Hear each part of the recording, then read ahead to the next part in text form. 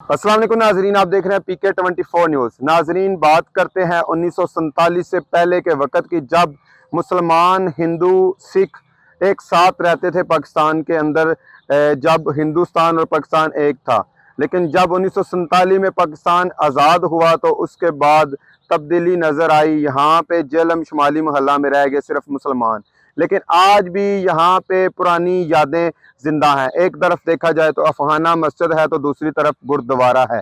गुरुद्वारे के साथ ही जो है मंदिर भी आपको नजर आता है। चंद कदम पर बाबा करम बादशाह का दरबार भी नजर आता है। ये कहानी है, आपको दिखा रहे हैं जो शुमाली मोहल्ले की। जैसा कि आप स्क्रीन पर देख रहे हैं कि यहाँ पर आपको वो पुराने चबाड़े भी नजर आएंगे जो 1947 से पहले के आज भी नजर आते हैं यहाँ पर मौजूद।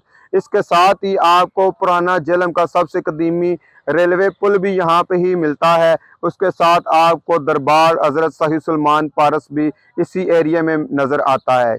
ये जेलम का एक बहुत ही कदीमी इलाका है जो दरियाए जेलम के बिल्कुल बेल्ट पर मौजूद है। एक पट्टी पर एक लाइन में शुरू होता है एक सिलसिला जो आज तक जिंदा है पाकिस्तान के अंदर। जेलम की ये सबसे पुरानी तारीखी चीज़ें जिसमें आपको हम दिखा रहे हैं। अफगाना मस्जिद जो मेरे अकब में आप देख रहे हैं, इसके साथ चंद कदम पर मौजूद है गुरुद्वारा, उसके साथ है मंदिर और आगे है एक मस्जिद, साथ छोटा सा पार्क भी मौजूद है। और सलमान पार्क बिल्कुल मेरे सामने है और उसके सामने दरियाए जेलम के साथ उसके ऊपर पुराना पुल है। ये है जेलम की खूबसूरत तारीख और ये है जेलम का वो अमन और प्यार कि आज भी ये चीज़ें जो मजहबी हैं वो आज भी उसी तरह आपको नज़र आती हैं। अमन और भाईचारे के साथ लोग यहाँ पे इन चीज़ों को देखते हैं। आप भी ज़रूर आएँ और जेलम की इस खूबसूरती को देखें। मिलते हैं नेक्स्ट प्रोग्राम में। अल्लाह हाफिज़।